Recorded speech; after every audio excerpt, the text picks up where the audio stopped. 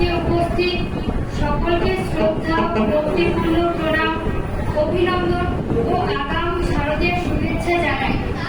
আজকে এই শুভ সন্ধ্যার সন্ধিক্ষণে আমরা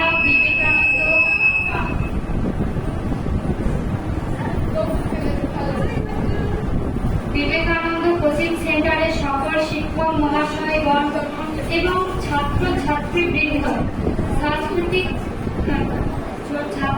ছাত্রছাত্রীবৃন্দ ছোট্ট সাংস্কৃতিক অনুষ্ঠানে আয়োজন করেছি। কয়েকটি পর্বে আমাদের এই অনুষ্ঠান সম্পন্ন হবে। স্বামী বিবেকানন্দ আজ আমাদের মধ্যে নেই, কিন্তু তার আদর্শ আমাদের চলার পথে পাথে। স্বামী বিবেকানন্দের বাণী আমাদের সমৃদ্ধ করে জীবনে মরণী ও সফলা। জীবে প্রেম করে যেই জল, সেই জল সেবিছে ঈশ্বর। এই বাণী আমাদের জীবনে চলার পথে পাথেয়। এই বাণীকে পাথেয় করে আমাদের বিবেকানন্দ কোচিং সেন্টারের পথ চলা শুরু।